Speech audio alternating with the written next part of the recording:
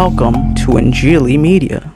شام کلوری کے واقعات زبور 22 میں ہمیں نبوتاً ملتے ہیں جو اناجیل اربع میں پورے ہوئے۔ زبور 22 دراصل خداوند یسوع مسیح کے مصائب اور آلام اور دکھوں کے متعلق ہے، اور وہاں پر وہ واقعات درج ہیں جن کا تعلق داؤد نبی کی زندگی سے نہیں تھا۔ داؤد نبی نے الہام کی حالت میں، نبوت کی حالت میں وہ باتیں کہیں لکھی اور ہمارے لیے وہ محفوظ کر دی گئیں، اور وہ تمام 10-11 پیشین گوئیاں جو وہاں پر موجود ہیں وہ اناجیل اربع میں پوری ہوتی ہیں۔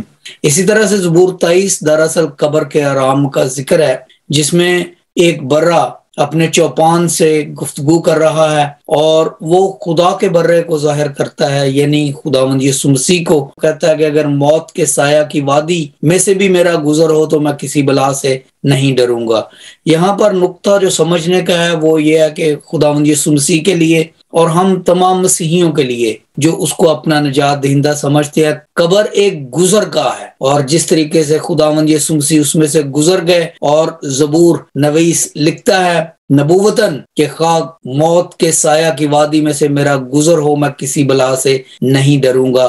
شام کلوری زبور 22، آرام قبر زبور 23، اور آج ہم دیکھیں گے زبور 24۔ یہ ہے دوام کبریائی۔ خداوند یسوع مسیح قبر میں نہ ٹھہرے، قبر انہیں روک نہ سکی، موت کی زنجیریں انہیں باندھ نہ سکیں۔ 7ویں دن یعنی سبت کے دن انہوں نے آرام کیا، اور اس کے بعد ہم دیکھتے ہیں کہ اتوار کے روز یعنی کہ یہودی کیلنڈر کے مطابق ہفتے کے پہلے دن وہ جی اٹھے۔ خداوند یسوع مسیح کی صلیبی موت اور ان کے جی اٹھنے کے واقعات چاروں اناجیل میں موجود ہیں، اور جب ہم اسی واقعے کو یوحنا رسول کی انجیل میں دیکھتے ہیں تو 20ویں باب میں ایک بات لکھی ہے جو نہایت ہی اہم اور سمجھنے کی ضرورت ہے، اور وہ یہ ہے کہ جب خداوند یسوع مسیح کو آخر کار مریم نے پہچان لیا، یہ 16-17 آیت ہے، تو یسوع نے اس سے کہا مریم، اس نے مڑ کر اسے عبرانی زبان میں کہا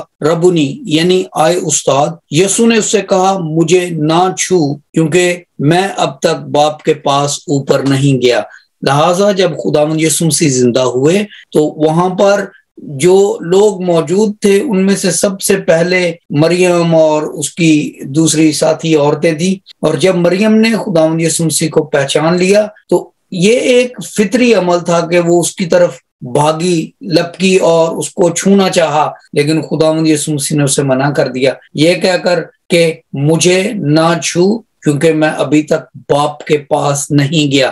لہٰذا خداوند یسوع مسیح نے انسان کو اپنے جلالی بدن کو چھونے سے منع کر دیا کیونکہ وہ ابھی تک باپ کے پاس نہیں گیا تھا۔ اسی باب میں جب ہم پھر 27ویں آیت میں دیکھتے ہیں، یہ یوحنا 20 باب اور اس کی 70ویں آیت تھی، لیکن یوحنا 20 باب کی 27ویں آیت میں ہم دیکھتے ہیں کہ جب 8 روز بعد اس کے شاگرد وہاں پر کھانا کھا رہے تھے اور ان کے ساتھ توما موجود تھا جس نے خداوند یسوع مسیح کے جی اٹھنے کا انکار کیا اور کہا کہ جب تک میں اسے خود نہ دیکھ لوں میں ان باتوں پہ یقین نہیں رکھتا۔ تو ہم وہاں پر دیکھتے ہیں کہ 27ویں آیت میں خداوند یسوع مسیح جب اپنے شاگردوں کے پاس آتے ہیں اور حاضر ہوتے ہیں تو پھر اس نے توما سے کہا کہ اپنی انگلی پاس لا کر میرے ہاتھوں کو دیکھ اور اپنا ہاتھ پاس لا کر میری پسلی میں ڈال اور بے اعتقاد نہ ہو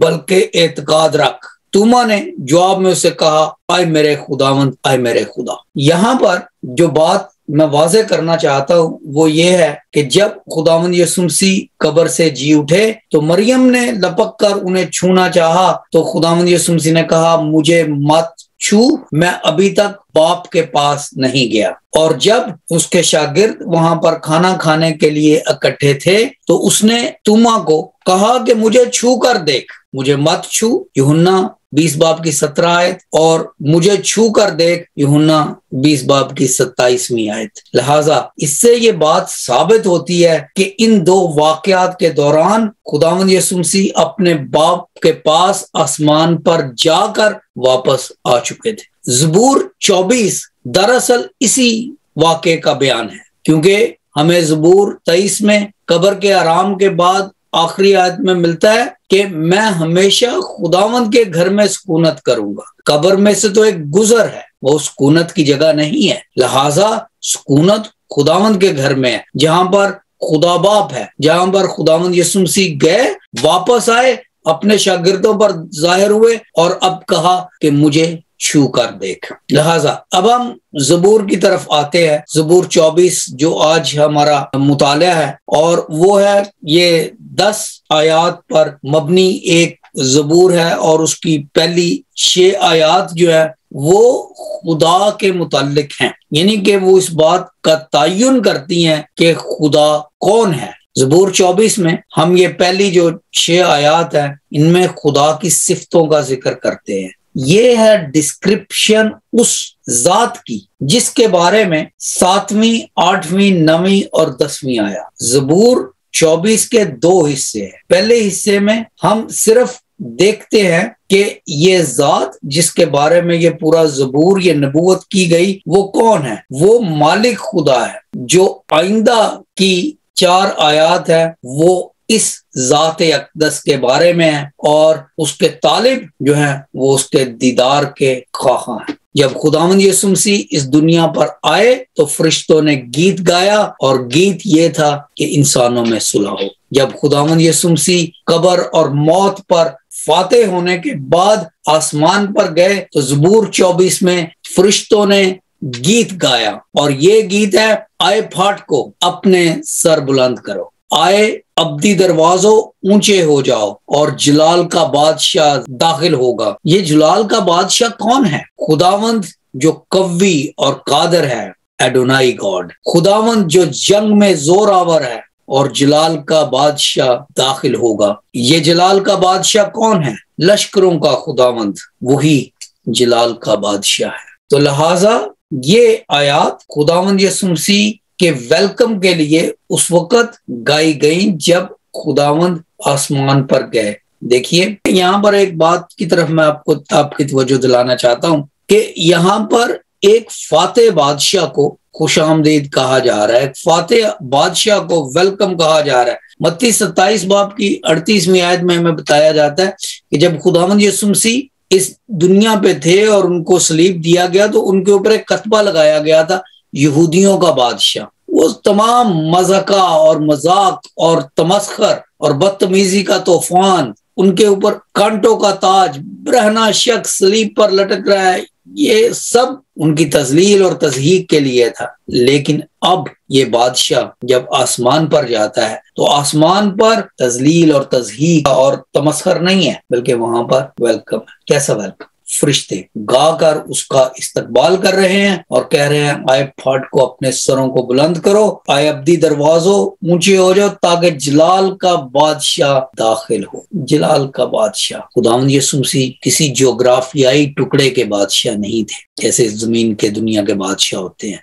اور پھر انہیں کہاں پر ویلکم کیا جا رہا ہے؟ ان کا استقبال کہاں پر کیا جا رہا ہے؟ ابدی دروازوں میں۔ یہ ابدی دروازے زمین پر نہیں ہے۔ یہاں پر لفظ جو ابدی دروازے ہیں ان کا تعلق زمین پر پائے جانے والے یروشلم کے ساتھ نہیں ہے، اس لیے کیونکہ اس دنیا میں کوئی ابدی دروازے نہیں۔ ابدی کا مطلب ہے جو ہمیشہ ہمیشہ قائم رہے۔ یروشلم کو 6 بار تباہ کیا گیا، تمام دروازے گرا دیے گئے، ہیکل مقدس کرا دیا۔ لہٰذا یہ ابدی دروازوں کا ذکر ہے۔ یہ ابدی دروازے آسمان پر، آسمانی بارگاہوں میں ہیں، یہ وہاں پر ہے جہاں پر خداوند خدا کا تخت ہے۔ خداوند یسوع مسیح کو جب وہاں پر ویلکم کیا گیا، جب ان کا شاہانہ استقبال کیا گیا تو فرشتوں نے گایا کہ آئے ابدی دروازوں اونچے ہو جاؤ۔ دروازے نیچے تو نہیں تھے، لیکن یہ فتح، موت اور شیطان اور قبر پر فتح اتنی بڑی بات تھی، کائنات کی تاریخ کا اتنا بڑا واقعہ تھا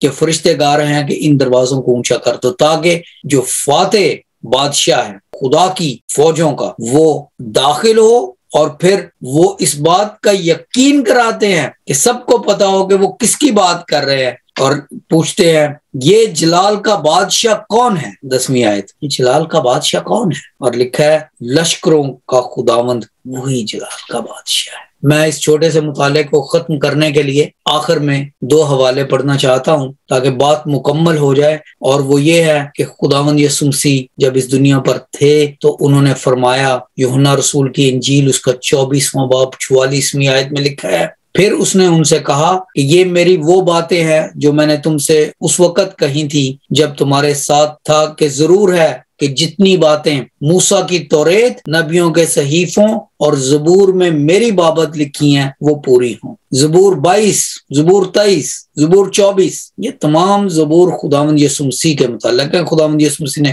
خود فرمایا۔ اور اگر ہم یوحنا رسول کی انجیل میں دیکھیں، یوحنا 5 باب کی 39ویں آیت میں لکھا ہے، تم کتاب مقدس میں ڈھونڈتے ہو کیونکہ سمجھتے ہو کہ اس میں ہمیشہ کی زندگی تمہیں ملتی ہے، اور یہ وہ ہے جو میری گواہی دیتی ہے۔ یہودی کیلنڈر کے مطابق 6 دن جب خداوند یسوع مسیح کو مصلوب کیا گیا تو وہ تمام واقعات زبور 22 میں موجود ہیں، اور ہم نے اس کو نام دیا تھا شام کلوری۔ خداوند یسوع مسیح کے قبر کے آرام اور قبر میں سے گزر کا ذکر جو ہے وہ زبور 23 میں ہے، اور ہم نے اسے نام دیا تھا آرام قبر کا۔ زبور 24 میں ہم نے دیکھا ہے کہ خداوند یسوع مسیح وہ آسمان پر ابدی بارگاہوں میں کس طرح سے ان کا استقبال کیا گیا، اور ان کے لیے جو گیت گایا گیا وہ یہاں پر موجود ہے۔ آئے پھاٹ کو اپنے سر بلند کرو، آئے ابدی دروازوں اونچے ہو جاؤ، اور جلال کا بادشاہ داخل ہوگا۔ یہ جلال کا بادشاہ کون ہے؟ خداوند جو قوی اور قادر ہے، خداوند جو جنگ میں زور آور ہے۔ یہ جلال کا بادشاہ کون ہے؟ لشکروں کا خداوند وہی جلال کا بادشاہ ہے۔ خداوند آپ سب کو بہت برکت دے، اور اس عید قیامت المسیح عرف عام ایسٹر کے روز آپ سب کو یہ توفیق اور فضل بخشے کہ آپ اس کی قربانی کے متعلق سوچیں اور اپنی نجات کے لیے اس کو اپنا خداوند اور اپنا نجات دہندہ مانیں۔ انجیلی میڈیا کی طرف سے آپ سب کو ایک بار پھر عید قیامت المسیح مبارک ہو۔ May God bless all of you. Thanks for watching.